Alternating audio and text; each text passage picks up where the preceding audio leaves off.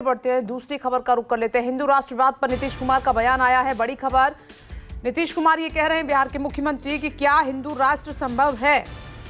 यहाँ हर धर्म संप्रदाय के लोग रह रहे हैं। हिंदू राष्ट्र की मांग वाले देश को खत्म करना चाहते हैं।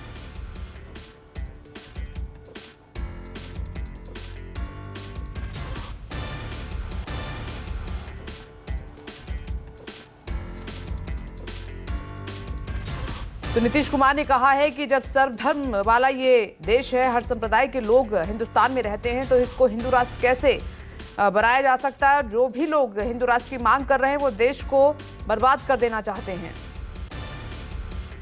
सब संभव है जी। ये पूरा देश है, भारत देश है। अब विभिन्न जो धर्म के लोग हैं, सब लोग हैं इस देश में। कोई मतलब है?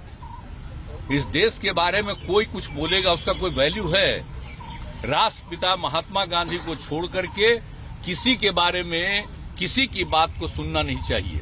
अगर कोई करना चाहता है तो सब उल्टा पुल्टा काम करना चाहता है, देश को खत्म करना चाह रहा है। इसलिए संभव ही नहीं है। जो भी देश है, किस तरह से उन्होंने सबको बताया और अंत में उनकी हत्या तक कर दिया, तो आप सोच लीजिए। और किस तरह से समूचा सब कुछ किया गया है। और हम लोग तो भाई उन्हीं के द्वारा किए गए बातों को ही लेकर के हम लोग सब काम को आगे बढ़ाते हैं।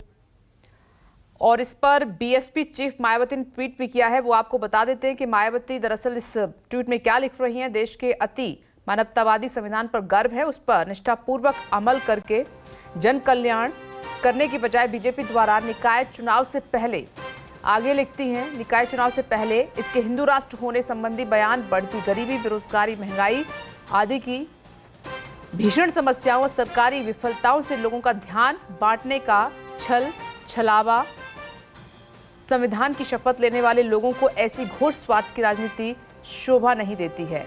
बीएसपी अध्यक्ष मायावती ने ये ट्वीट किया है। मेरे साथ दो सहयोगी इस वक्त मौजूद हैं। सौरभ कुमार पटना से जुड़ गए हैं, अशोक तिवारी लखनऊ से हमारे साथ मौजूद हैं। पहले पटना लिए चलते हैं और सौरभ का रुख करते हैं। सौरभ, नीतीश कुमार ने जो बयान दिया है, उन्होंने कहा कि हिंदुस्तान में क्या ये संभव है कि जो लोग मांग कर रहे हैं कि इसको हिंदू राष्ट्र घोषित किया जाए, कैसे देखा जाए?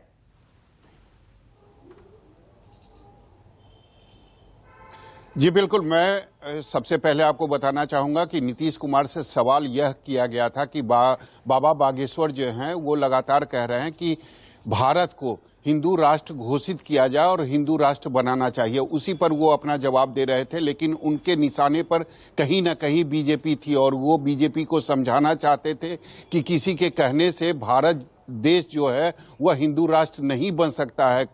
हालांकि स्वतंत्र है, कोई भी आदमी कुछ बोल सकता है, क्योंकि यहाँ सभी धर्म के लोग हैं और शुरू से रह रहे हैं, तो कोई कुछ भी बोले उस पर ध्यान नहीं देना चाहिए, क्योंकि ये वो लोग हैं जो देश को तोड़ने की कोशिश करते हैं, देश में नफरत फैलाने की कोशिश करते हैं और इसी कारण इस तरह का बयान देते हैं। उन्होंने यह भी कहा कि हमें यह केवल देखना चाहिए कि महात्मा गांधी ने क्या कहा था, दूसरा कोई भी कुछ बोलता है तो उस पर ध्यान देने की जरूरत नहीं है।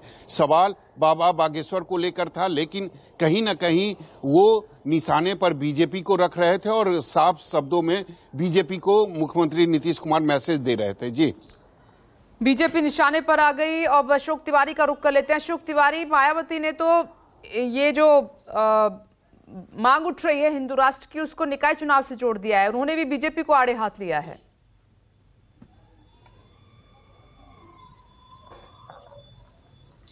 देखिए, दरअसल पिछले कुछ दिनों से हिंदू राष्ट्र का मुद्दा बहुत ज्यादा सियासी हलचल पैदा कर रहा है तमाम सारे राज्यों में, अलग अलग जगहों पर।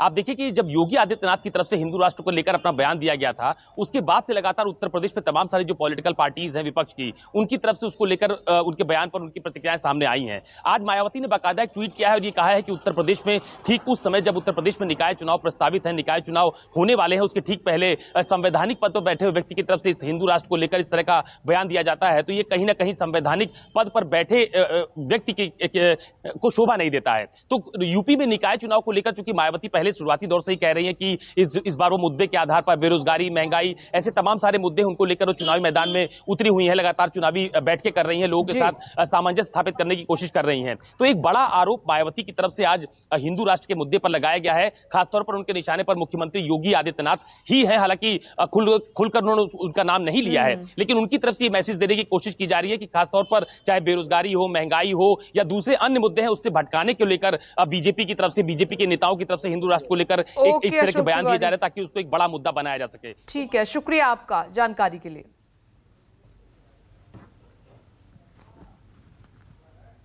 नमस्कार, मैं हूं मानक गुप्ता।